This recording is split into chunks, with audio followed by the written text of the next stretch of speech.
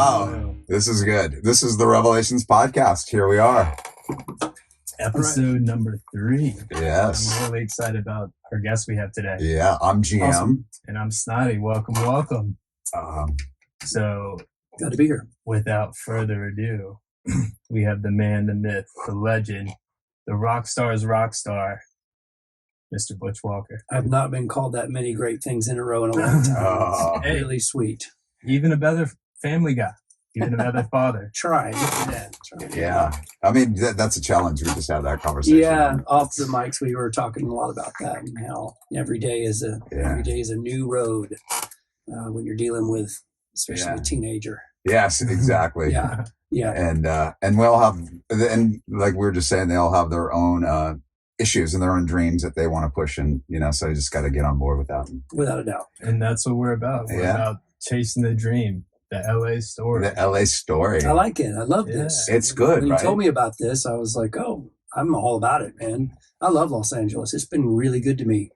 I mean, I've spent more of my life here than I have anywhere, and I'm from Georgia. Well, I didn't know that. I thought you were primarily, back in the South. When I'm doing the math now, it's like, I call Georgia home, even though I don't live there anymore. Right. Atlanta is my hometown that raised me and turned me into a musician. I lived there for 16 years, but I've literally lived in LA for 16 years this time. I say this time because I lived out here for 4 years when I got out of high school back in 88. So when you add it all up, and moved to LA. It's over 20 years I've been here, and that's like more than I've lived anywhere in my life. So I'm an Angelino, I believe. Yeah. Which is wild. As you know, Snotty's more like a super fan, which is great. And you guys are friends very too. Sweet. I mean, we got tattoos. He's a good bro. Yeah. And I was, just looking into your background and, because I know you're legend. By the way, a really good friend of ours, Mark Schulman. I love Mark so Schulman. highly of you. He's the best. We had him on the podcast a couple of weeks ago, and I went to pick him up to drive him out because we were doing the shoot in Malibu, and he said just glowing things the whole time about you. And you know what? He's that same guy. Whenever I talk to anybody in the business or the industry, if you mention his name, they go, "Oh, there's nobody who doesn't like Mark Schulman." Yeah, no, he's a ray of light. He's such a sweet human. And on tour, I guess for anybody listening, if they haven't heard that, he was the drummer for Pink for years. Yes. And that's how I met him and know him, because I've worked with Pink on several of her records and got the pleasure of going on tour and doing her whole European stadium tour with her, which was a whole entire summer, which was incredible. One of the best experiences of my life, because I was out with one of my best friends, which was Pink, Alicia, and getting to hang out with her band every day. That's so cool. And getting to play with them, because I did a medley duet with her every night during her set. And so, Schulman was just a ray of light. And that's so funny because he calls her Alicia too. When we're talking, he doesn't call her Pink. She doesn't like to be called that either. Yeah. Yeah. I mean, that's her brand. That's her. It's like careful what you get nicknamed when you're 17. I know, right? Butch. That's it. That's not my real name either. I know, right? I was really fascinated about how you kind of, because, we talk about how you chase the dream. So I was really curious because I know you had a band called Bite the Bullet that ultimately became SouthGang. Yeah. And he did his research. And I don't know. You had to dig probably pretty hard for that. And am I wrong? Or is that what initially brought you to LA? That you wanted to come to LA with your band? No, you're dead on. I was in high school in Cartersville, Georgia, which is where I was raised. And I had a high school heavy metal cover band, because you couldn't get gigs anywhere playing original music in Georgia at the time. So you had to play covers. This was the late 80s, by the way. So, obviously the dream was move to LA because that's where it was happening. All the bands we were covering were from Los Angeles. So, we were playing Guns N' Roses and Motley Crue and even way lesser known, bands from the LA Sunset Strip era. Right. And so, of course, we were just enamored and couldn't wait. And I was the baby of the group. Everybody else was already out of high school. They were waiting on me. Oh, wow. So we were just playing shows like, raising money to move to LA basically. So we were playing clubs 6 nights a week in the surrounding area in North Georgia, including Atlanta. Wow. And I was still getting up and going to high school 3 hours later every night after playing 3 sets of covers a night, and getting in at 3 a.m.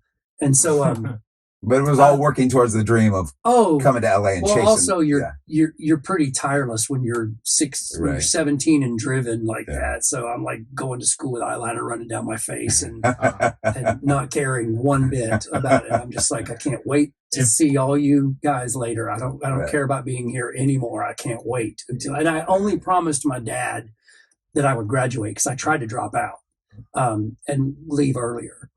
And that was the hardest 2 years of my life, was like waiting, because at 16 and sophomore at 16, I was ready to quit. Right.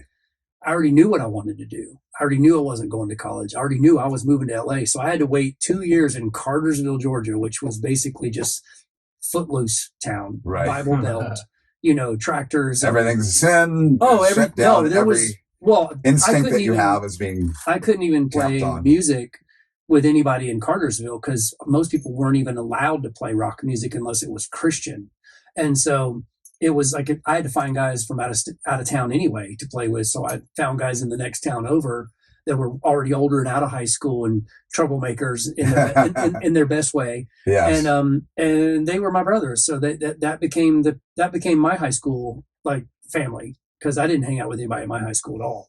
And also, what a training ground, right? Like for what you would ultimately become is, having that ability to get with older guys and having your dad say, okay, you got to go to school, but I'm also going to chase a dream at night with these other guys. I'm going to play these other towns. I'm going to. And honestly, I could have quit and left, but I respected my mom and dad too much to like do that, because my dad wanted so bad.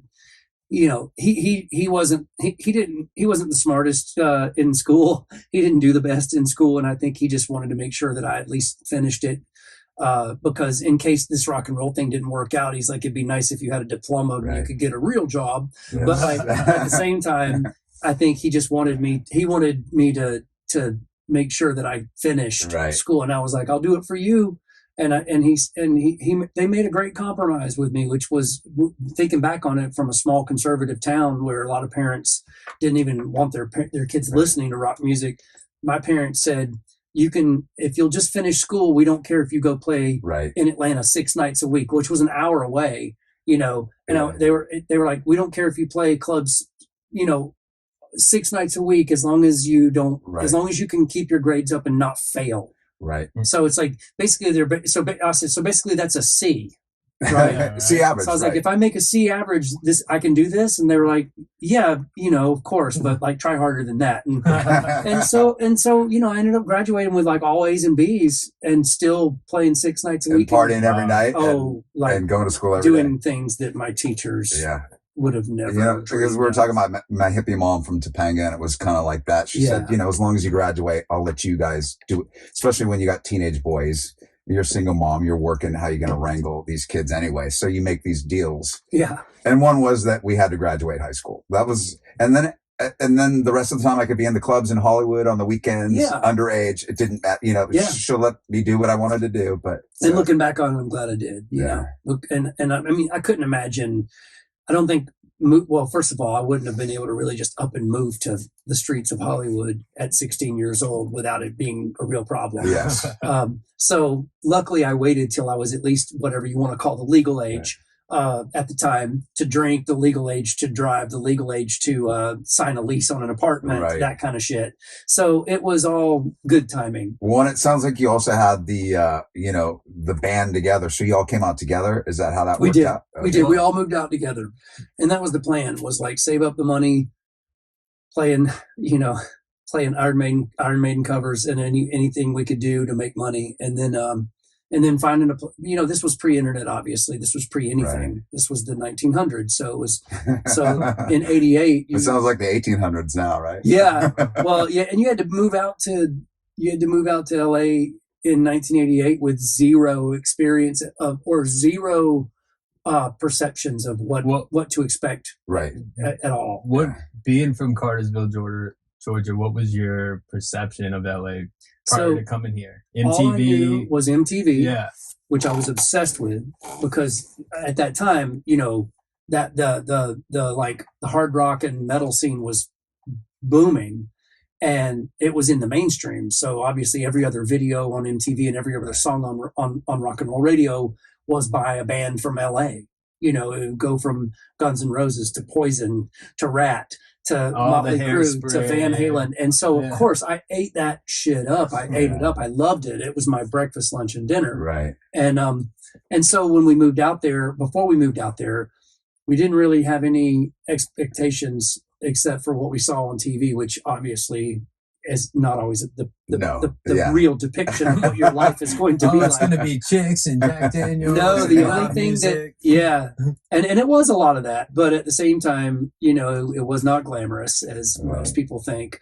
Right. But we were also talking about how it was the last great era that we've had of musical coming out of Sunset Strip, where these guys from Motley Crue on down to Poison on down to Guns N' Roses were. Which you caught the tail end because didn't you come in 88? I think you said 88. Yeah, is the last where you could put flyers on a telephone pole and get people to come to your show and get a record deal and get signed and which is exactly what we did. Right. We checked every one of those boxes when we got out there within 10 months. Wow. But it was it was the longest 10 months of my life because I'd never been out of Cartersville, Georgia. I'd never been away from my parents' house, so it was a real eye-opening experience to say the least.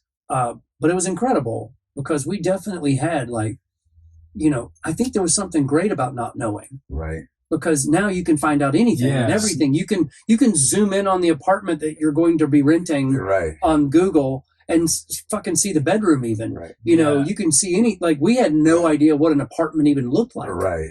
In California, period. We just had no idea. We were just like, okay, let's just see how this goes. Because we talked about it on the first podcast. Snotty came out. We by himself. I don't know. Because everybody peeled off, and I don't know if from the Carolinas, right? Virginia, yeah, that's right. West Point, Virginia, small town, same kind of vibe. Yep. Cartersville, tractors, very rural, like 2,000 people. Yep. And this is a trip as well because I remember driving in my small town in high school, on the way to high school. Throwing in a Butch Walker record. It's funny. And That's then awesome. Here we are. Yeah, here we are. Living it up. But I came out here. I had a couple drum opportunities, but I basically put the rainbow in my GPS. There it is. Packed the drums up. Ground zero. Whatever else. Right. And then just came out here and figured it out. That's amazing. It's like sink or swim. Yeah, exactly. That's exactly right. That's really what you make it. Yeah. I mean, my dad said the same thing. He's like, you regret the things you don't try. So you should just don't regret going if it doesn't work out. Right. He said you're going to regret not doing it. Yeah. What did you say last time? You said if we drown, we drown. Because we talked about the idea that you got to go for it. Because you don't want to be on your deathbed saying, "Hey, I should have tried this," or "I really should have, gone for that." And that's what my dad said when I was leaving. He was like, because I was sad when the day came. I was like, oh my God, this is real. This is happening. I'm leaving, but he was like, you can always come back here. You can always get a job, but you gotta go try it. And I thought that was cool considering he was just a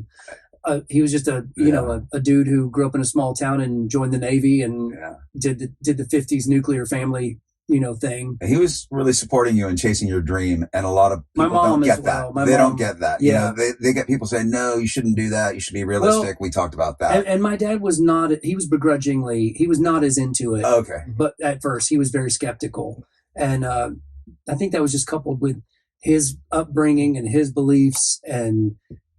Maybe his idea of what LA was too, and what he might be in for. Definitely did not. Yeah, he didn't want anything to do with it. Yeah.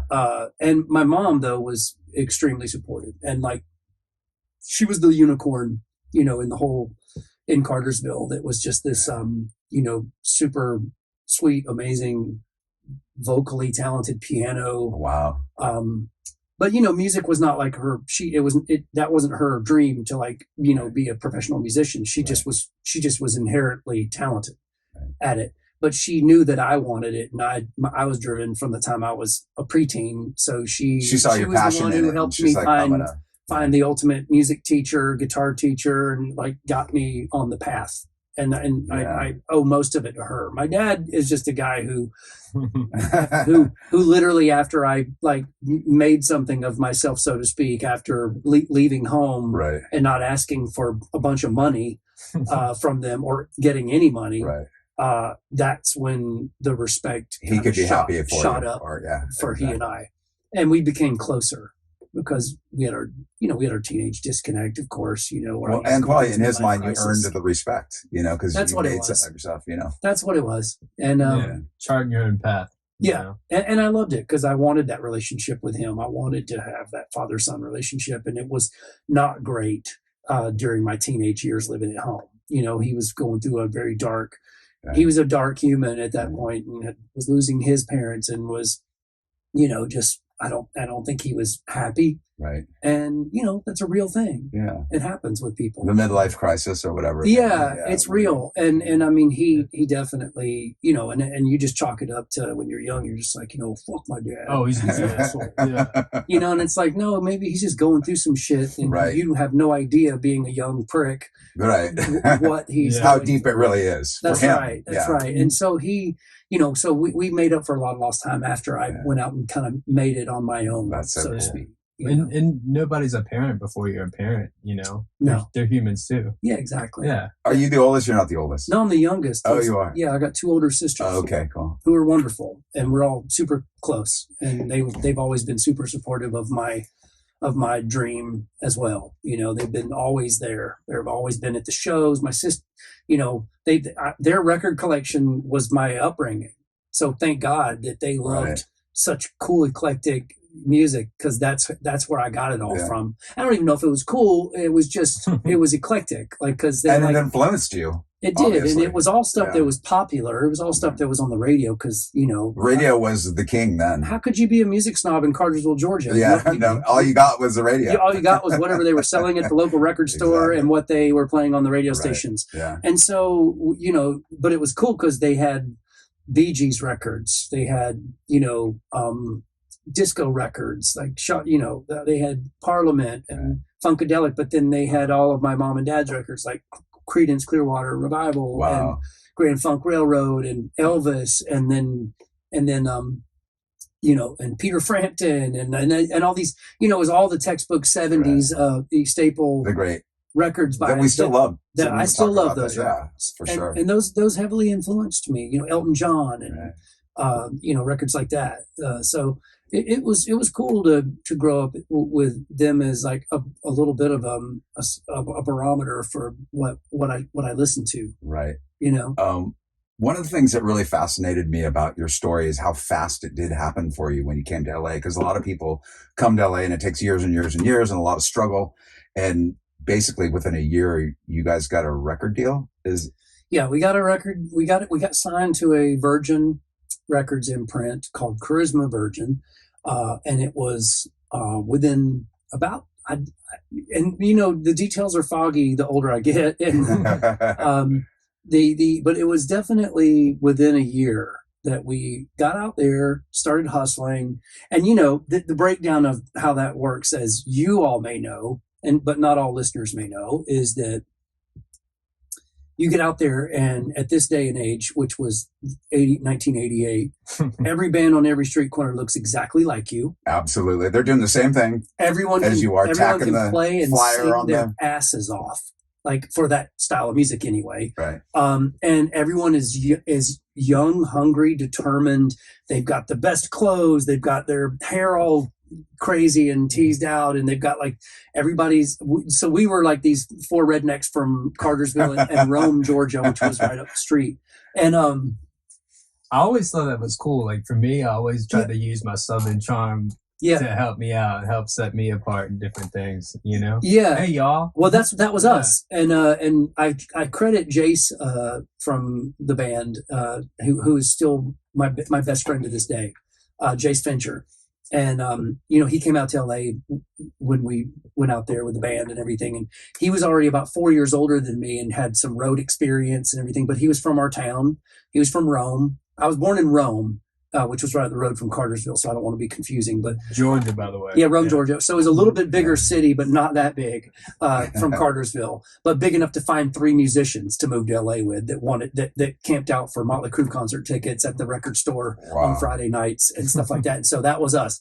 But that was a fun era. Oh, so fun. Yeah. And Jace, that's one thing I've learned from him when you can be a chameleon and do whatever you want and have a put on all you want, because let's face it, rock and roll is entertainment for the most part, and it's a put on, right? So we're putting on whether it's putting on a certain uniform or clothes or makeup or hair or a flashy stage name. You're basically cosplaying, whether you like it or not. You're fucking playing a role, and you're doing something that people can see you be someone outside of yourself. Right. Jace was never anything but himself, and in the long run that pays off, because he went out there, and I'm thinking the first thing we got to do is we got to lose the country hick accents, guys, because this is ridiculous. We got to start teasing our hair. We got to start putting, and we did, but we didn't we didn't just come out there and go like, dude, rad, that would have been super fake. Right. But Jace just, his mentality was, let's turn it up even harder. Right. Yeah. And so he's like, and this guy has the best accent. It's the most lovable. And you know what? The beautiful the Southern charm accent is a real thing. And he's honestly, it is. He exudes it in spades. And I mean, he was responsible probably for half of our ticket sales when we had to pedal our own tickets for our own shows out there. And if you didn't sell a certain amount of tickets, you didn't play, because it was pay to play back then. Yeah. It still is in a lot of ways. I know. You didn't get a gig and get paid for it. Unless you were guaranteeing somebody you're going to bring 50 people. Yeah, you would get on a gig that would have 5 bands playing that night, a headliner that would be getting paid because they brought in the most people. Right. And then everybody else was responsible for selling 50 to 100 tickets each. And if you didn't sell those tickets, you didn't play. And so here we are out there just literally walking behind the next band down the Sunset Strip, who just gave a flyer and talked up to people you got to come see my band. We're better than all these. We're different than all the rest. And, and then, but then Jason walked up and going, what's up? How you living? And he's like, and it was like talking to like your cousin or your family member. And I just remember sometimes I'd roll my eyes at it because I was just young and trying too hard at the time. And I'd realized that this was a system and it was working. Right. Because everybody was like, oh my God. Well, where are you guys from? And immediately everybody wanted to talk about the accents. They want to talk about where you were from. And they also were just like, well, you guys seem different than all these other bands. And that was really the only thing that was making us any different, was the fact that we were just 4 country rednecks that had come out to Los Angeles. But it also speaks to what you were saying about sometimes if you're just your genuine self, if you stay who you are, that's enough. That's what you need to do. That will get you there. And I learned a lot from him about that it's like, it's okay, to just be yourself. And I struggle with it all the time because I've always enjoyed the musical chameleons. I've always enjoyed, David Bowie and Prince and all these people that could reinvent themselves on every record and play characters and yeah, you can pinpoint where they're from Mars. Exactly. That's right. Yeah. And growing up, being my first concert being Kiss when I was 8 years old. Wow. You absolutely talk about the show. Right. The whole. Well, also just like they were from Mars. As you say, they were from outer space. They were aliens. There's no way these guys go grocery shopping. There's no ways these guys mail off shit at the post office. No. They are larger than life. Yes. And even if they weren't, and even if they did go grocery shopping, you would have never known because they were wearing makeup on stage and you didn't know what they looked like. Right. And so I was always into that part of it, of the mystique. Right. And that was always really cool to me. So, but, going back to that, moving out to LA, we did get, finally after that caught on and our people started coming to see our shows a lot. And I think also, and, I don't want to sound cocky, but we got out there thinking that everybody was going to be so much better than us. So we were scared, thinking that, there's no way we're going to be as good as these bands that have all this, they have all this LA already on them. You know, they've got all this Right. like training. And then you get here and you training, realize basically. they're not all that. Well, no, what we realized is a lot of them couldn't. There are a lot of those bands that were on the Strip that were not signed yet, or not. You know, they were still local. And I think the reason why is because they didn't focus on songwriting, and a lot of them just didn't have songs that grabbed anybody. Right. And we'd go see them play, and we'd see these bands that were the big drawing bands at the time, but not signed, not national acts, Right. local bands that probably would be the next big thing. But we were like, God, how come they don't? How come these songs are not? These songs are underwhelming, you know. Right. And it made us try harder to be better songwriters.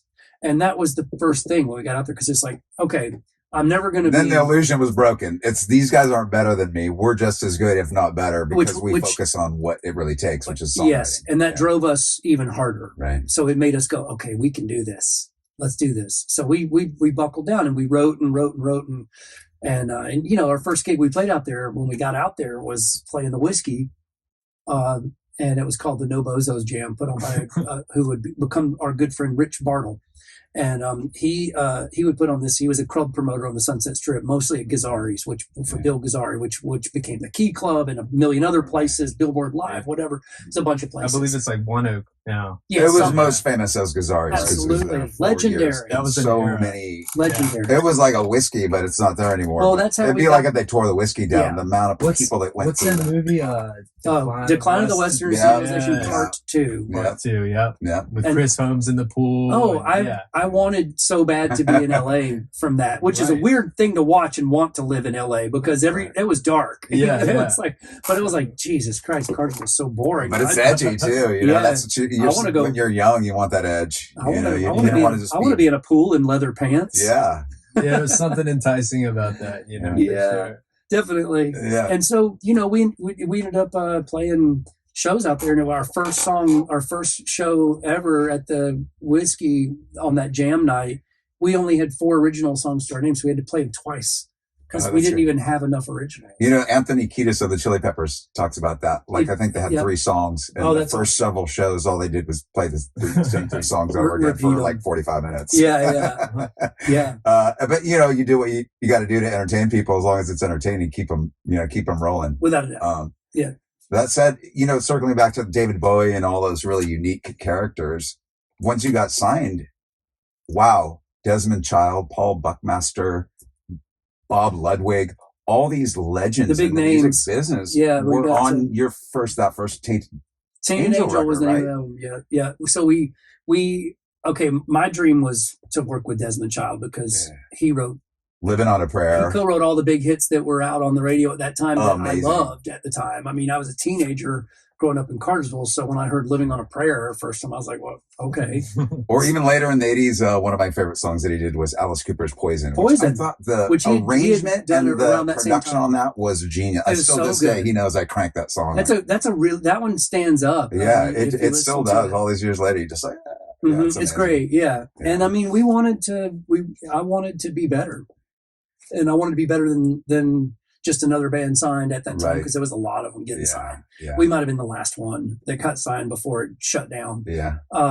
But that being said, we somehow were able to wrangle in Desmond to How did that happen? Well, I think our label... He was Desmond Child already, obviously. And then Paul Buckmaster, who a lot of people wouldn't know, who's worked from everybody from David Bowie to Leonard Cohen to Taylor he's a Swift. string composer, right? Yeah. He's incredible. And then Bob Ludwig, the great mastering engineer who did everybody from Led Zeppelin to Nirvana to so all these amazing, incredible established guys came right onto your record. Yeah, Mike Frazier, pretty incredible. Who mixed like all the big. We were obsessed with Aerosmith, obviously. So like, and Desmond had written Dude Looks Like a Lady, and Angel, and all a lot of big hits, big ones. That brought them back. Actually, it brought them back from the dead. Yeah.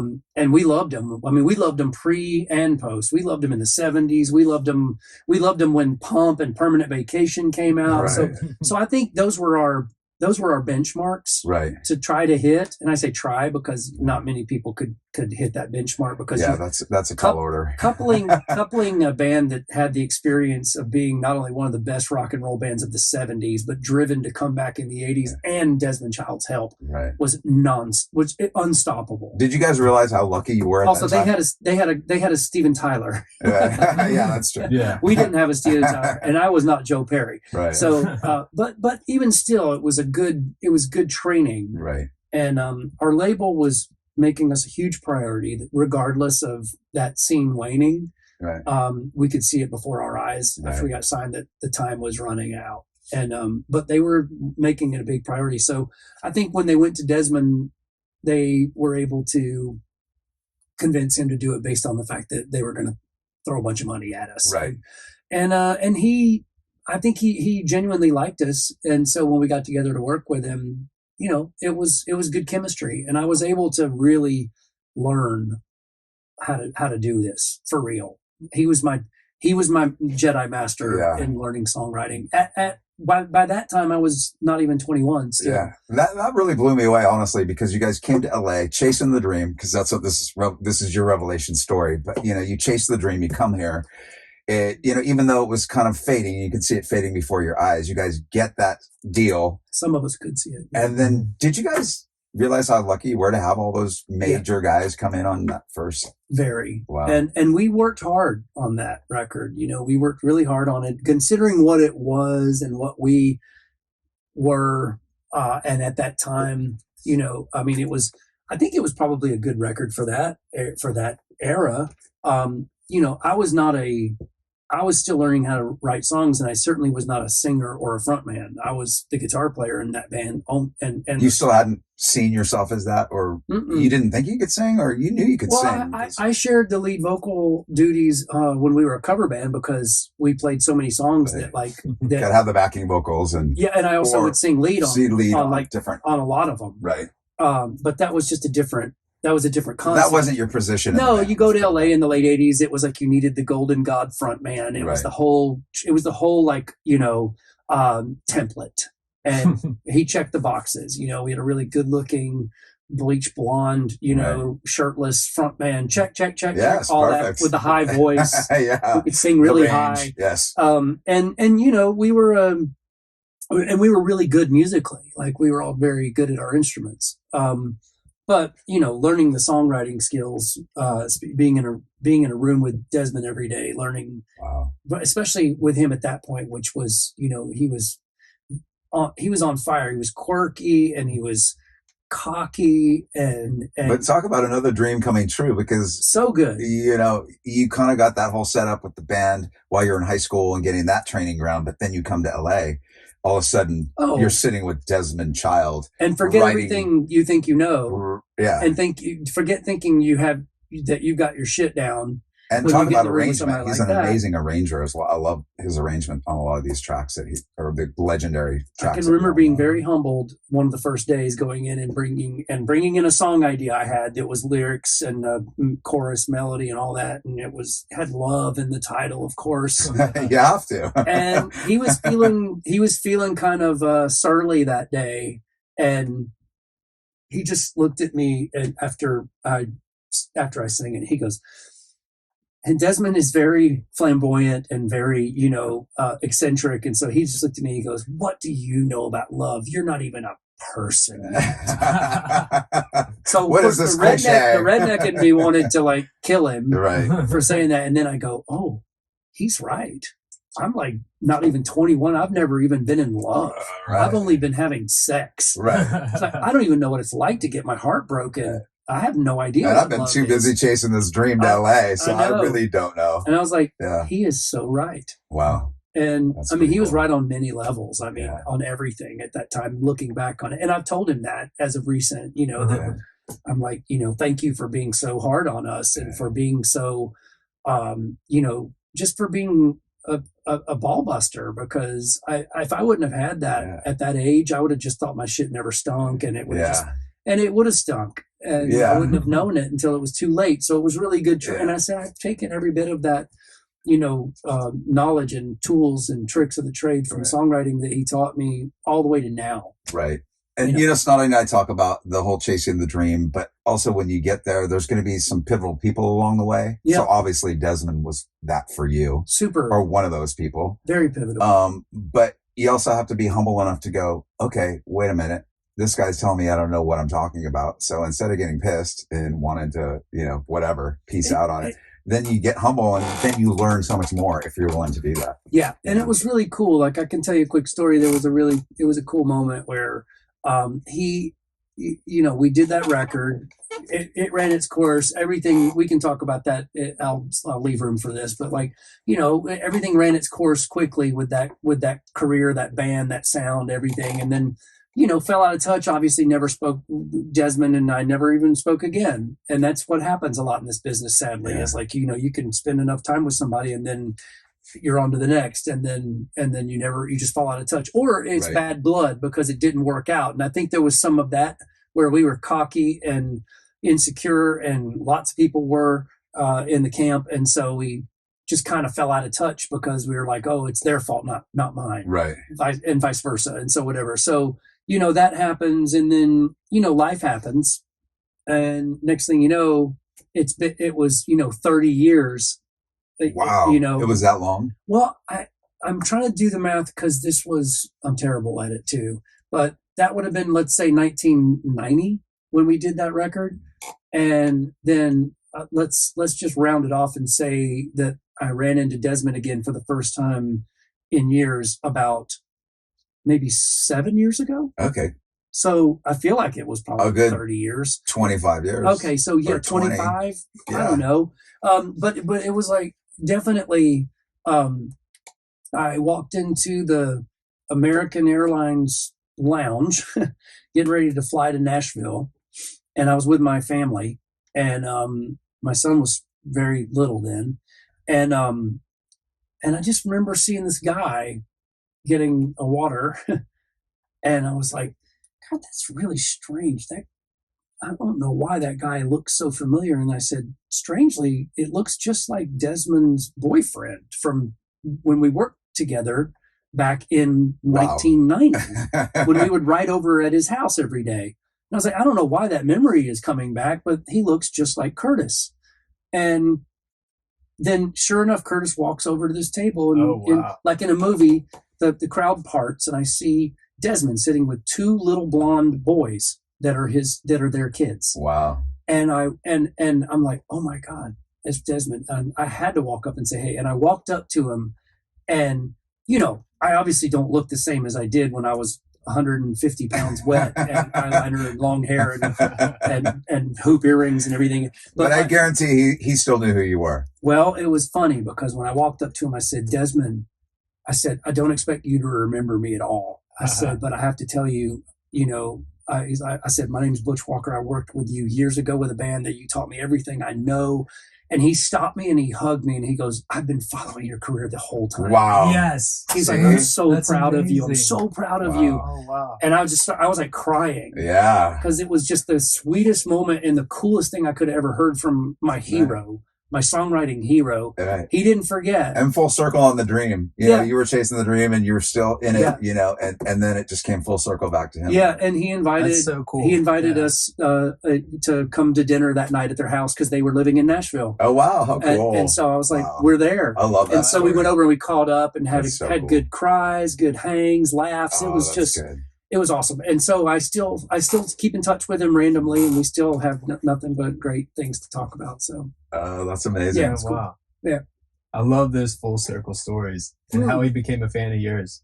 I know, right? That's amazing. That made, shit, that's all you could ever ask for. Yeah, that is an emotional moment too, because, obviously he is one of those pivotal people that we talk about. You go to chase the dream, you're young, you don't really know it all. You think you do, but you don't. And then a few key people come in along the way. I think, because this show is about encouraging people to keep chasing the dream. And, when you take that leap of faith, those people will come in. There will be somebody put in front of you that's going to, really do what Desmond did for you, which is just. There's been a lot of those. There's been a good handful of. He was one of the first ones, but I'm sure there's many more you could mention. Oh, yeah. Yeah. How much time do you have? Exactly. So cut to Nirvana. Yeah. Okay. Yeah. Right. Yeah. And then that whole era was done. Yeah, exactly. But you know, it was so cool because, and reading just all the different things that you've done after Tainted Angel, which, Yeah. you know, it was, or SouthGang rather. Yeah, because we did a couple of records. Yeah. And then you did, you know, then you did, I think it was the Floyds. Was next. Yeah, that was the band we started after that. So, I mean, obviously what happened was we saw the writing on the wall, just like many bands did from that era, where all of a sudden, you know, you're walking into the label and there's big posters of Alice in Chains and Smashing Pumpkins and Pearl Jam and Nirvana.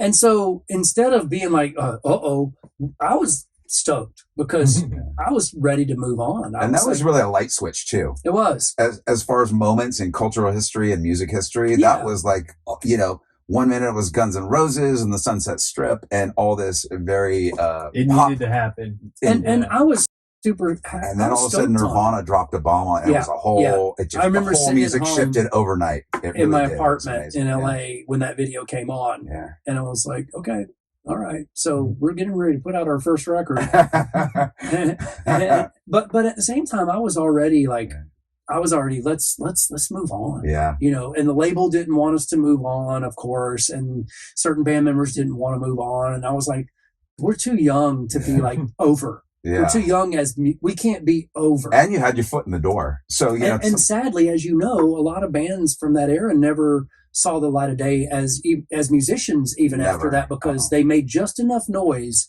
to where they made just enough noise in that scene on a national scale that it was impossible for them to have any respect at later. Like the W bands. Yeah, the Wingers of the world. Sure. Yeah. And it was really hard to like have be taken seriously if you came from that.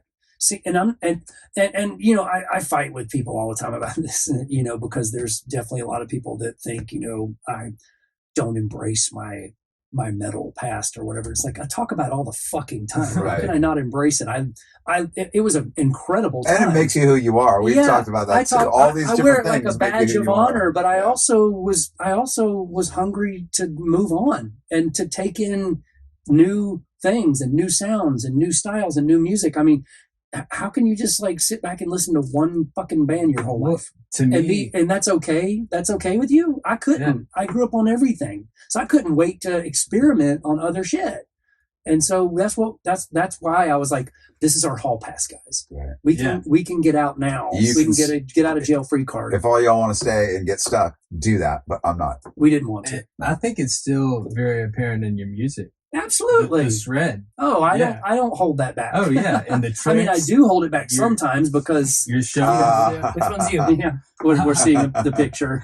Our engineer showing us a picture of our metal days. It's good. Yeah, there's lots more if you want to dig. That's good. There's gold in the hills there. So. But you know, then it was the Floyds, then it was Marvelous 3, then you know it was then your own solo career that started more towards the end of the 90s. Yeah, so we kind of 180'd. We were in China of all places, touring at the very tail end of the hair metal band of SouthGang, and we got completely screwed. This is a whole other podcast to talk about the China experience, because it was 6 weeks of hell and 6 weeks of us of literally learning, breaking and training life and learning of any possible scenario that can go wrong is going to go. And by the way, we want to do that podcast. Okay.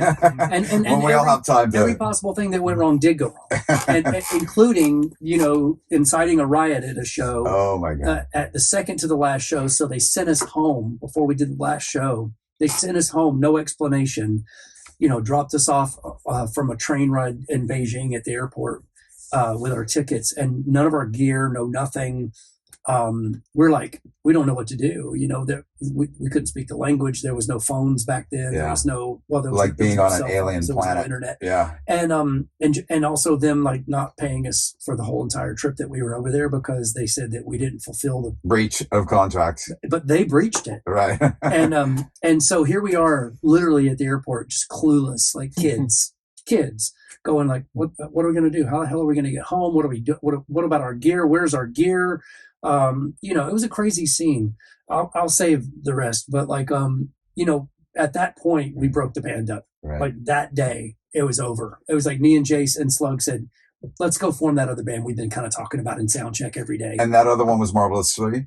It would eventually become Marvelous 3, but it was Okay. the Floyds first, which Okay. was actually Floyd's Funk Revival was the long name. Then we shortened it a few years later to the Floyds. And we just kind of got back, when we got back to the States and finally got our gear back and whatever, we started immediately, new band. We left the label, we left everybody, and we just went back, and we were like, if we want to do anything right, we're going to have to do it ourselves. And we had not known how to do anything ourselves because we literally jumped right into a major record label deal with producers and songwriters and everyone, label guys, all holding our hands. You know, even the tours that we did back then. You know, everybody. It was like we had our first tour. We had road crew and everything. So it was like we had no idea what the real world was like and what DIY even meant. That's so punk rock spirit.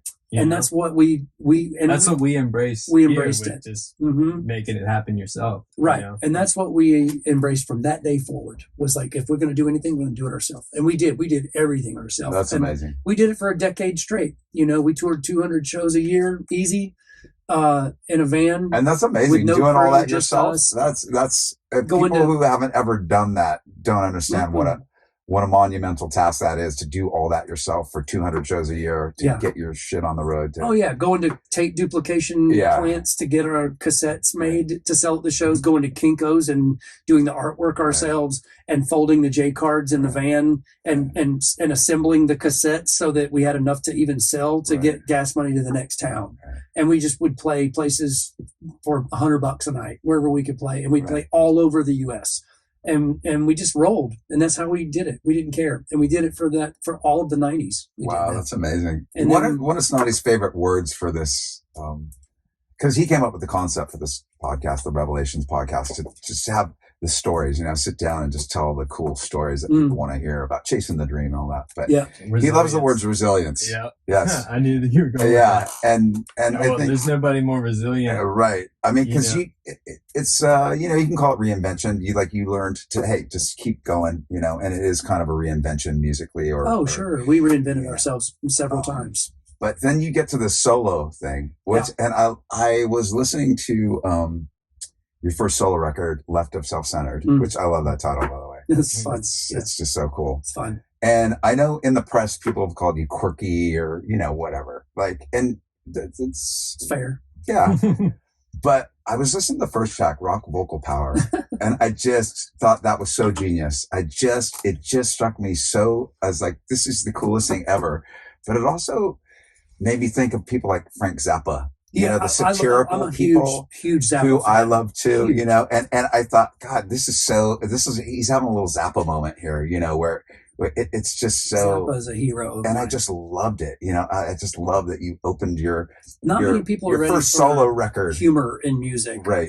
And I just I've always been infatuated with comedy and with humor and dark humor, and especially in music, every once in a while, I feel like it has room. It has its place in rock and roll to not take itself too seriously. Because I mean, I've taken myself seriously plenty of times in songs because I would, you know, spend my time writing songs about, you know, dark shit that's happened to me. But you also have to know that there has to be some tongue planted firmly in your cheek. Yeah, there's got to be some levity. And back then I had a lot more levity than I do now. I was definitely but it was just so great because it's rock vocal power, and then, you know, the high scream, and then, you know, it was such a cool, interesting moment, you know. And I thought, God, this is really genius, you know. That struck me, and then I thought of Frank Zappa, of course, and I thought, oh, he must be a fan of Frank Zappa as well. Very, I'm a massive fan, and I'm more of a fan of him now than I even was growing up, because growing up it went over my head. Right, he was just too intelligent. For me. He was talking about a genius. Yeah, and the music was so advanced, obviously, that I loved it because I had a jazz upbringing as well on guitar, right, and so I was obsessed with all of that, but I was not obsessed with playing it for a living. I wanted to play rock and roll for a living. Right. And even Zappa was a little bit over people's heads, and mine included, but it was so incredibly specific thing that he did. But it was inspirational, especially if you go watch the documentaries that have come out on him in the last few years. As a musician, I think anyone can appreciate it, even if they don't care about a single note of his music. They will appreciate the genius that he is, and how he never took himself too seriously. He took the music seriously. The music was the most serious, like, badass musicianship. I mean, he spawned the careers of Alice Cooper. I mean, Alice Cooper, his band. I mean, he spawned the he did, and he even, like, that was Alice's first label. Yeah, right. And I didn't know that. That's amazing. Wow. And I mean, he gave Steve Vai his start. He gave Adrian Belew, Terry Bozzio, who started Missing Persons with one of my favorite drummers of all time. He's incredible. Who I think is so underrated. I don't think people really remember him very much anymore. Right. But no, he's awesome. Warren Cucurullo, the guitar player, was in Zappa's band. So they started Missing Persons as a side project. Well, I didn't know all those guys came got from super successful from the Zappa thread. That's so amazing. much came from, and like the drummers. I mean, there's so many. Like, I mean, it was just a music farm. Yeah, Terry Bozzio as a drummer, I just thought was so interesting and unique. Yeah, Set his own, like, game for himself. You know? Amazing. And the way they'd always put, like, if you watch the old videos of Missing Persons or whatever bands, he was like a front man. Yeah, they would put the drum set at the front of the stage. He was never willing to sit in the back behind just this everybody. androgynous. He was such a little star. You know, he it. had that star power, but he was so personality driven while he was playing the drums. It was pretty incredible. Have you seen his kit? Yeah, it takes like 3 days to set up. Yeah, it's wild. Oh yeah, is it? I'm not. Total 360. Wow. Tom for like Tom for every day of the year. Yeah, so cool. Yeah.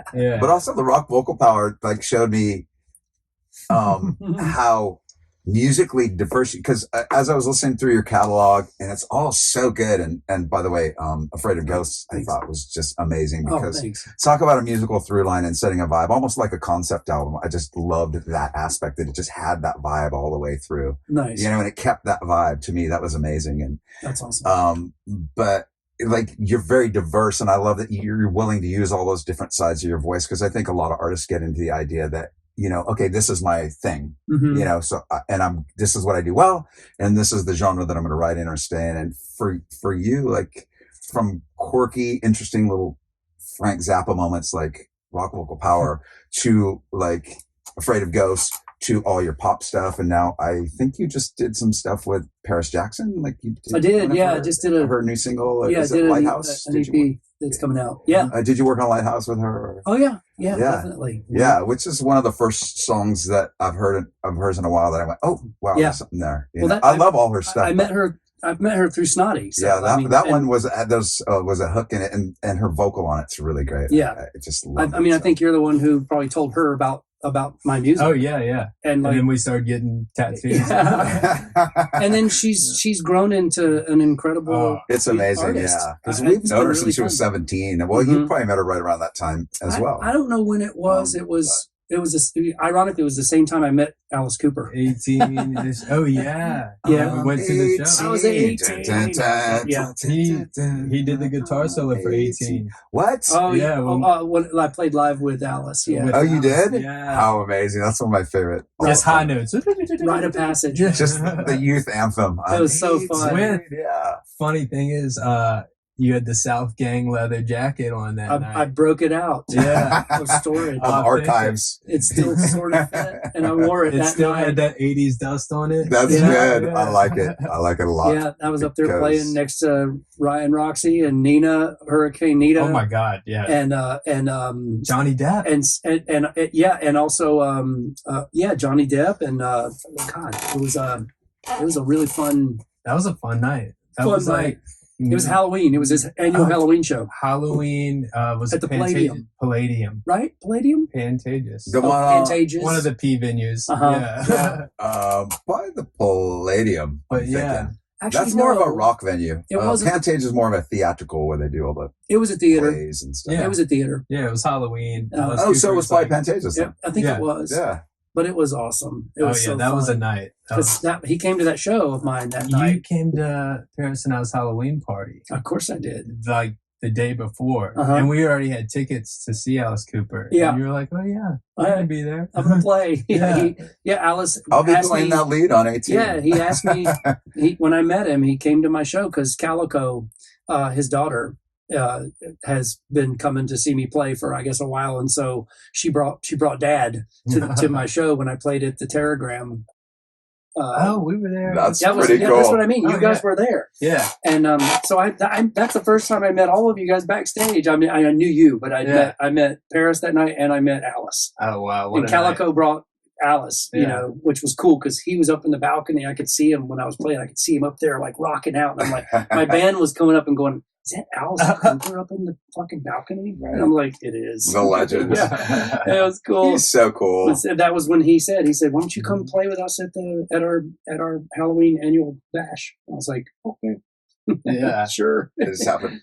So That like was what I was, and, oh, go ahead. well, you know, just speaking of Paris, like to see her evolution Yeah, between just the past couple of years. I know.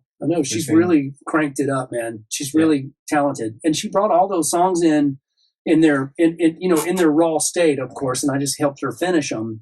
But I mean, to her credit, she had all the she had the ideas and the melodies and a lot of the lyrics already. Keyword melody. Yeah.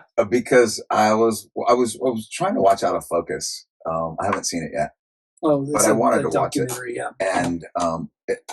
And then so I had to end up looking up the trailer on YouTube. So I just watched the trailer. Yeah. Out of Focus. But It's a long throw. You probably don't need to watch it. It's very long. no, I want to watch it. I know it's going to be amazing. But the thing about melody that was one of the key sort of takeaways from that trailer is that when you said, it's really, I'm about the melody. Because I think because I'm a songwriter, Mhm. it's not as a drummer, I'm a singer, more of a top liner, not like you, like massive overall musician. But for me, it's always been about the melody too. And we've talked about all our friends that are so technically amazing, whether they're guitar players or singers or whatever, that they forget that it's really about the melody. Yeah. That's you can have a good 2, 4, 6 bar melody and blow that up into the most amazing song. Yeah, I mean, I think depending on starts the with that genre, yes, that little but- seed, you yeah, know. but in rock and roll, I think melody is very important. Yeah. And that's something that I just was attracted to at an early age because my first experiences hearing music were Right. the Beatles, who I discovered after being obsessed with the Monkees.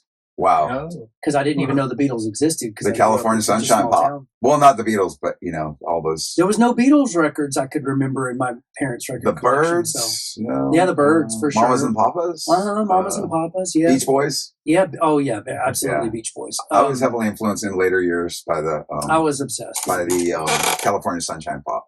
that stuff. very much, Yeah. very much. Like I remember, my favorite record at Christmas was the Beach Boys Christmas album. My first album I ever bought with my parents' money, but it was like $5 on the TV. Was Monkey's Greatest Hits. Wow. Oh wow. So like, Which were written by Neil Diamond and all these, Of course and it Carole was. King and all Huge these brill building epic songwriters. You want writers. to talk about like amazing songwriters. That's what I mean. It was like Yeah. I was really into like the first 3 things that really kind of turned me on to music and to rock was prefabricated bands because it was the Monkees, it was the Muppets. Like I was obsessed with the Muppet Show. Yeah, Animal. He was my Right. hero. I wanted to be Animal, and also it was like they were a puppet band with fake Yeah, instruments. they and were it was musical. Still awesome. They I was like- were little it- rock it was stars. so They were cool. Muppet rock stars, right? Yep. So, And then yeah. Kiss, because that was my first concert, Amazing. and Kiss was they built that band off the Beatles. Like that was their biggest influence was the Beatles, because everybody sang, Yeah. and all the it was super melodic hard rock for them. I remember going to Dodger Stadium on Halloween Oh wow. to see Kiss. Wow, It was mind-blowingly great. amazing. Because, I don't care if you hate their simplistic chords or whatever. No, of course, Yeah. looking back on it, but still, If you think they're not the greatest songwriters ever, it doesn't matter. They know how to entertain. They know how to put on a show. And that's so much of what entertainment really is, right? It's Honestly. not. It's not like you can't. you can't hide the fact that they still sell out arenas and stadiums and they're like 70 years old. Oh my God. It was So amazing. that's not, On they're their not, 20th farewell tour. yeah. They're not paying for those people to be there. Right. They're getting paid for those people to be there. Or they're getting paid by those people. Oh my God, it was insane. And so, Gene Simmons still doing the fire breathing. I And mean, then so it they goes to flew show Paul the power Stanley. of entertainment because They had a stanchion in the middle of the Dodger Stadium, and they flew him on a cable in his like big, platform boots. Yeah, platform boots with all. I loved it. With all the diamond encrusted, and he's flying overhead. It was just so incredible. I wanted to be that so bad. Like when I was 8 years old, that was like everything. Detroit, Being a Rock Kiss fan. City. Yeah. Being a Kiss fan, how do you feel about the makeup? The Ace Frehley makeup, the Space Ace. Well, that Or was the like Peter Criss makeup. Well, that Ace, You know? Ace was like he was my guitar hero. Oh yeah, Like he was my first guitar hero for sure. Did he play a Flying V? I forget. No, he played Les Pauls. Oh, Les Pauls. the smoking like, Les Paul. Paul Stanley played a lot of Flying V's. Okay, yeah, I remember. I can go something deep about on that. Kiss trivia. Like it's kinda, That'll be a whole sad. other podcast. We'll do that It's one. very as well. sad. With But Butch like Walker. I know way too much about it. But like that was like I was obsessed. I had the bed sheets. I had the that's lunchbox. amazing. I had the radio. I had all of their merchandise. I was obsessed. But seeing that show when I'm 8 years old, it kind of made the circus pale in comparison after that because that's the first concert I ever saw. Wow. If you can imagine your Psycho first concert, Circus. mine was the Love Gun tour, which was 1977. And Wow. it was at the height of You're their. not that old. I'm 52, dude. I was 8, and it was. I mean, you couldn't That's see okay. a 50 show. is the new 40. It's no big deal. Okay, I'll take it. But like, you couldn't see a bigger, crazier, better rock concert experience in 1977 than that. And so after that, it was like, okay, what else? What else anybody got? Because this is gonna be hard to top. Right. And I saw Ace Frehley do his guitar solo. His solo.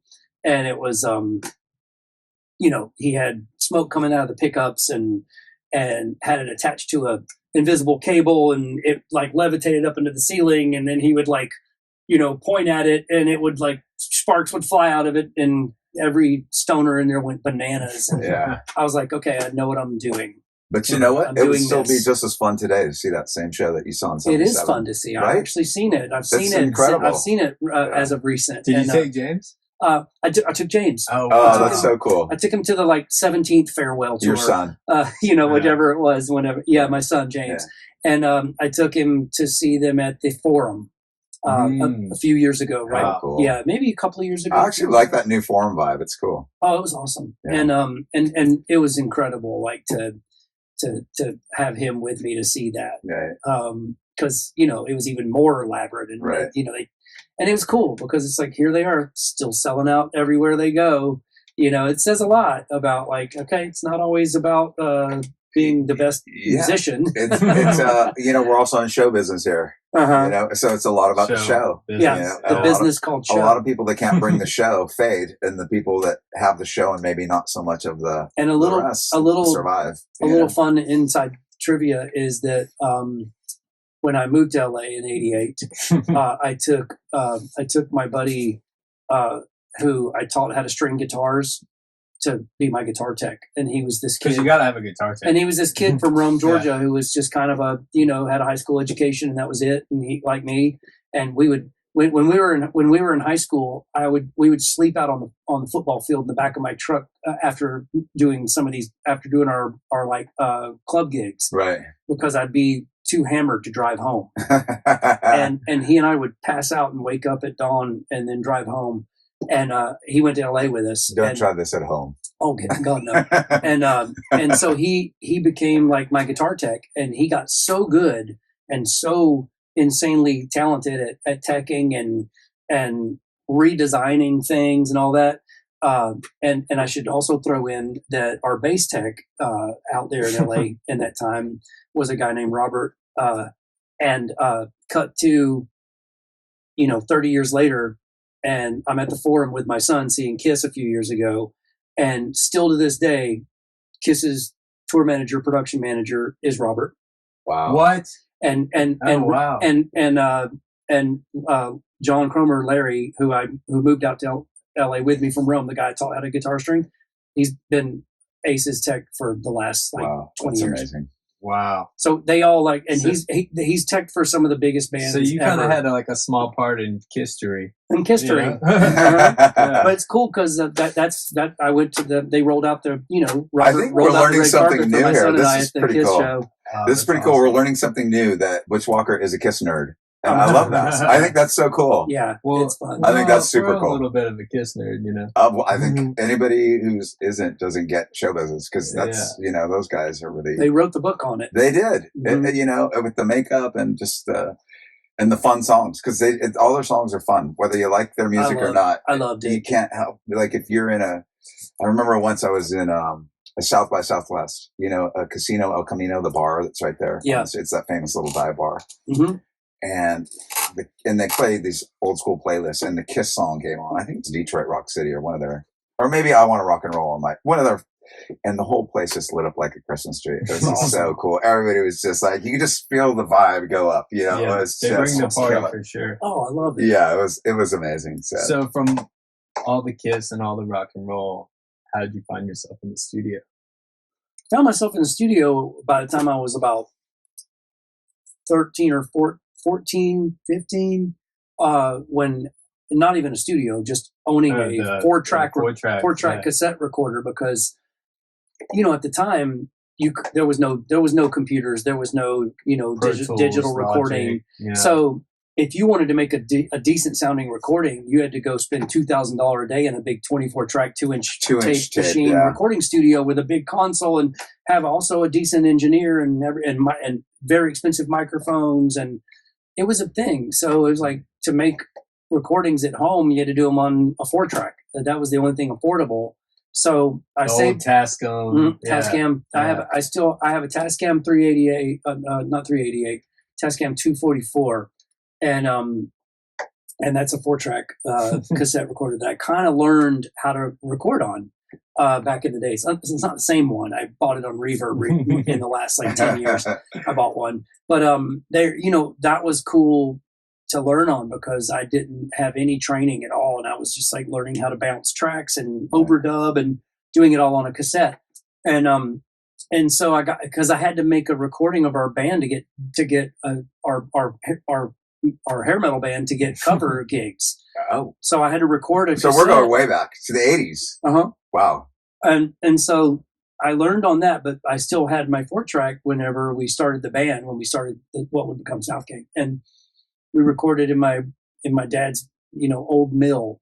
We had an old corn mill on the creek outside of our little farm there, and we just recorded everything out there on this 4-track, and recorded some demo that would get us the cover gigs. And it was the one we took to shop out in LA whenever we went out there to get gigs as well. It was on that cassette. Yeah, the DIY. Yeah, and so I just kind of learned from there, and then everything was building blocks very slowly. It was like, oh, one of these days I'll get up enough money to sell this or trade this 4-track in for an 8-track and have more tracks, because it was like really limiting. 4 tracks was hard to get something really good sound. You could, but it was hard. And especially if you were trying to compete with big studio records, right, that they had 24 tracks at least at the time, which was a luxury. And so I learned about kind of getting in on 8-track and reel to reel, and then I had a 16-track reel to reel recorder, and by the time I was in when I was making that record, the first record for what would become my band, the Marvelous Three, in the late 90s, Pro Tools was a thing. And I found this is a cool story. I actually found the local music store in Atlanta that I used to go in there and scrape together for little pieces of gear here and there. And I had my 16-track reel to reel, which was already getting very antiquated and not really. No one was using. Everybody was starting to use computers, and I didn't even know how to operate one. I had never even seen one. So my buddy there, Jerry, had a used Pro Tools rig that had just been traded in for the new and better version of Pro Tools, because in that world in digital, every year it's obsolete, so they're upgrading it up. And it was also a new pioneering time for digital recording. So it was growing rapidly. The technology was growing. So this was an older technology rig that somebody had traded in back to and it was traded in by this band, by this R&B group in Atlanta. It was a one-hit wonder called Silk. They had a song called "Gonna Get Freaky with You." That song, and so they had traded it in. It even still had some background vocals on the hard drive. I remember when I got it because I went in and I said, well, I was asking my buddy Jerry at the store. I was like, can you help me figure out how to at least just point me in the right direction on how to even start with this. So God bless that guy. I sat on the phone so many times, so many nights going, well, I'm getting this error. Like, blah, blah, it's like just so not knowing what the hell I'm doing. And he was just YouTube. He was so patient. Oh, pre-internet, technically. It was very early internet. AOL, I think, was about the only thing out at the time. But I'm probably not as focused as today. No. Pro Tools programs are. It's probably a lot of rabbit holes to go down. I can tell you, it was how archaic it was. It was the bundled was bundled with an old version of Pro Tools, an old computer, an old outdated Mac computer that was like beige, and then it had a 2-rack space, very big, clunky external hard drive to record all of the tracks too. And that hard drive at the time was the biggest, was like a big hard drive. It was, I believe it was 500 megabytes. Wow. It was something like that. Or maybe like 2 gigabytes was the size of that was, and that's what I recorded an entire record to that. Oh my God. And we've come a long way. We have. Thank God. And honestly, I couldn't even afford this rig. Even a used one was like $5,000. This used whole bundle. I was like, I don't have $5,000. I'm literally squatting at a person's guest house, like literally. Like I didn't have any money for rent anywhere. I was like not a pot to piss in. And our band was touring. We were touring every week in our van, just like wherever we could get gigs. But we put the money always back into the paycheck band. to paycheck. Mm-hmm. And so my girlfriend at the time, who was my new girlfriend at the time, and who is now my wife, and it was that Wayne's World moment where I'm passing the guitar store and looking at the Strat, going, "It will be mine one day." Right. And she got the rays of sunshine flying off of it. I was like, I know if I can figure out this like digital recording thing, this Pro Tools thing, or something like this, I think I could really compete as a producer and engineer. I just know I could if I could, because it's so like opened up a new world of possibilities for recording, especially doing it yourself at home. And so unknowingly she went and like bought it with her bartending money. Wow. That's a move. And brought it home. And I was like, I'm not taking this. I was like, I can't do this. I was so pride bent, I had to do everything myself. And she basically just took wouldn't take, no for an answer. And I was like, I'm going to pay you back every penny one day.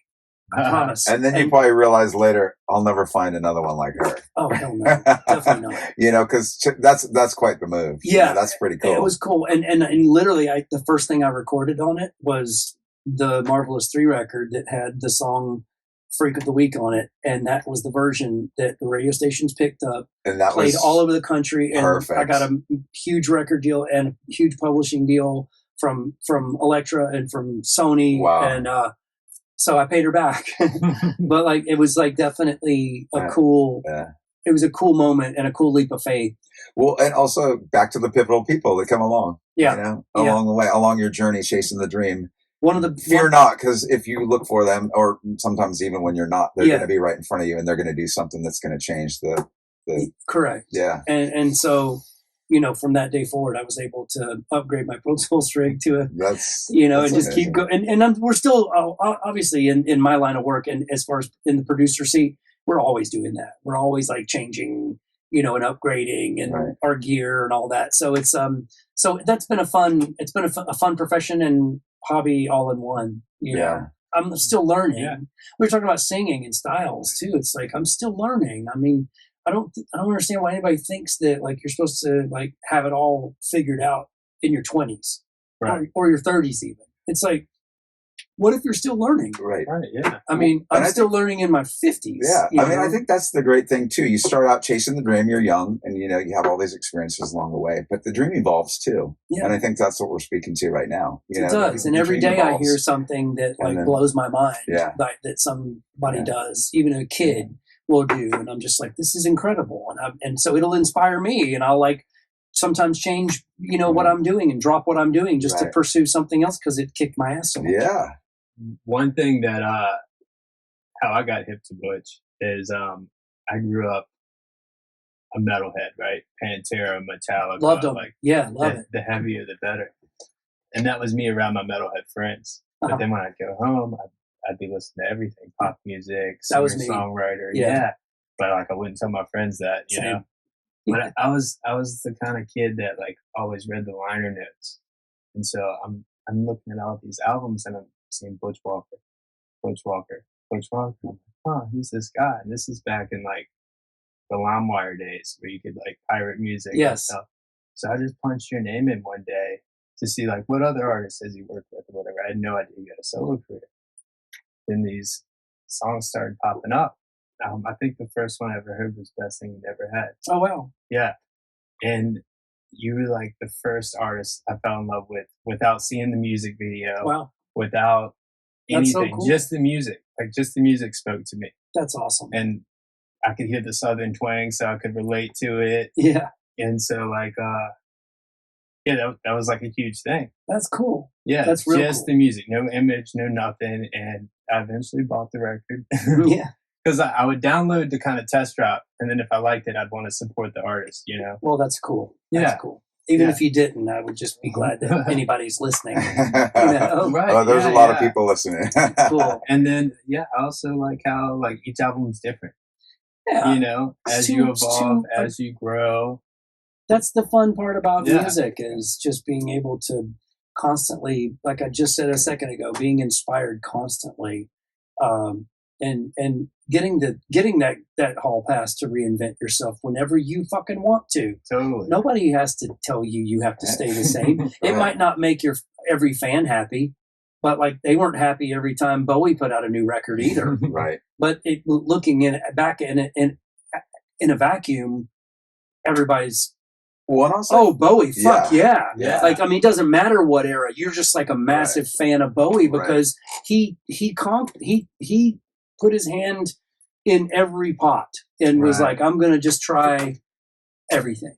Exactly. And it was cool. He challenged his listeners.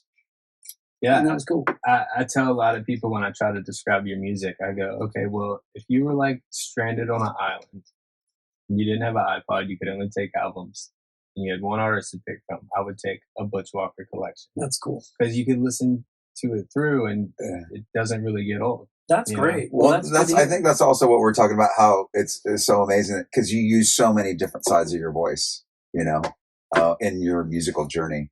And again, some people they find what works for them and they and that's okay. There's plenty of people that are like, I like your funnier stuff, or I like your sad shit. I like your acoustic stuff. I like when you shred. It's like there's all walks of life out there that I'm lucky enough that I've got a few from each walk of life that come to the shows and I'll try to play a little bit of all of it because I want them to be stoked, but at the same time, it's fun for me to kind of dip into all of it again. Yeah, exactly. And you still have that like 80s showmanship. It's fun. I love it with the throwing the pick and catching it. All that fun stuff. I cannot get rid of the ham. By the way, on the way to as your dream evolved, you as we wrap up the podcast, sure. I just heard it time and time again. Butch is just so obviously you're widely regarded now as one of the great American songwriters. That's pretty incredible because I think, culturally, as a musical culture, America has had a great history and we have a lot of, and even the Georgia history of Otis Redding and Little Richard, one of the kings of rock and roll, Michael Stipe, all these great, and you're mentioned in those same circles now as James Brown. Yeah, all the great guys. Did he come out of Georgia too? He did. I didn't know that. Right. Yeah. And so here you are regarded as this, one of the great American songwriters. Did you ever think, that was gonna? I don't believe that, but I'm glad to hear it. It's cool to hear somebody say it, and if anybody's ever Yeah. written that somewhere, that's really nice. Yeah, of well, them no, to I was say, but, like, speaking with we were talking about when Mark Schimmel was on, and I went to pick him up, and I mentioned you, and that's one of the things he said. He said, everybody's talks about how Butch gives away all his best songs to others and writes them for others. He goes, but honestly, I think the stuff that he does on his own records is really his best stuff. well, that's cool. And then some people will believe that, that a hit song is the best song. Right. But I don't always think that. I think that sometimes your best songs might be songs that maybe only relate to a few select people, and maybe move them a little more than it would if it were just some broad message top 40 hit, which is cool too. Those songs are great. We need them. Yeah. But yeah, there's no rule on what's a good song and a great song. It's just subjective, right? Right. And it's just being true to your own art at the end of the day, and using those, and not being afraid to use those different sides of your voice if you feel like it. If you feel like you want to stay in the one thing that you like and you're doing well, that's cool too. But totally, the Ramones were incredible. AC/DC, same thing. Yeah. They perfected a formula. Right. I guess I just never perfected a formula, so I had to jump around and try different formulas. But well, whatever it is, it really worked. I think it's just from growing up at the skating rink, drinking the soda fountain drink, where I said, just do all of them in one cup. And they would literally just grape, Dr. Pepper, the cherry, the Coca-Cola. There used to be they called it the suicide. Suicide, yeah. I used to do that at the Slurpee, at the 7-Eleven when they came out with the Slurpee machine. Totally, that's what I mean. The it's cherry like and some of the blue, some of the life. Coca-Cola. Yeah. It's funny. I have a full circle story to share with you. Sycamore Meadows. Yeah. They came out when I was in college. We sang a lot about drinking wine. Yeah. On that record. Yeah. At that point in my life, I was 18, and all I knew was Bud Light. Growing up in the South. You were 18. Yeah. Yeah. Bud Light, if you were caught drinking wine, you were like, a sissy boy. Of course, questioned. whatever it was. Like, you wouldn't be caught dead drinking wine, around like the redneck dudes. Of course. Of course. So in college, I'm like, Sycamore Meadows came out. I'm listening to it. I'm like, this wine sounds appealing. Like, I'm going to give this wine. I'm glad I could help. Yeah, right? Indirectly. So I'm like, oh, man. Like, I fell in love with it. Like, that's awesome. I started drinking wine from listening to your music. Oh, yeah. There's a lyric on there about that. Cut to, I'm at your house with, we went to Duck Tub one night in Malibu. Yep. It was that night we had the bonfire. Yeah. Do you remember when I spilled the wine? Oh, no, because I spill wine all the time. That wouldn't be the first time, wouldn't be the last. Right? That's what wine is for. But I remember you poured me a glass, and in my head, I was thinking, oh, wow, this is crazy. This is the guy that turned me on to wine indirectly, right? That's awesome. And then you were like, yeah, let's get a drink by my fire. I grabbed my jacket. I knocked the wine completely off. I kind of remember that, but the table. It was so insignificant at the time. But in my head, I was like, no. Slow-mo the wine. Yeah. But the glass didn't break, and we cleaned it right up. Yeah. Thank God for like hardwood floors. Oh, man. My life is wine proof. Oh, right. Well, and by the way, my life is spill proof. I have to make sure of that. Yeah. And then for Snotty, full circle super fan moment, to go from being, because he showed me pictures when he was young and just going to your shows and pictures that he took with you, and then full circle, he's like spilling wine at your house. I love it. Because you guys are hanging out and you're friends now, so that's pretty cool. That's welcome. That's welcoming you to the club. Exactly. Right? Yeah. Thank you so much for coming on today. It's just been it was really, a lot of fun. So fun. Yeah, glad to be here, man. Yeah. I think the listeners are going to hear some new stuff that they didn't know about you too. Good. That you know so much about Kiss. Always. No, we love Kiss. You have a new record coming out, right? It will be out probably this fall. Yeah, I've got a record that I just finished, so I'm just kind of starting to get all the visuals together for it and everything. But again, it's it's a different ride. Yeah, so, good. That's what I think people expect always from something, you now. But it's always something diving into like the bag of influences. I think that's your jam now. It's got to be something different. If you're doing the same thing they're like, that's not Butch Walker. I just don't want to do the same record every time. But I think that the common thread is I obviously have a thing songwriting wise. I definitely write a certain way. So you know, if you like that kind of songwriting, then I think people will dig it, you know, but Right. it's definitely an ode to like my 70s, like piano rock balladeer guys. Ooh, So, I like the sound of it already. yeah, it's 'Cause- fun.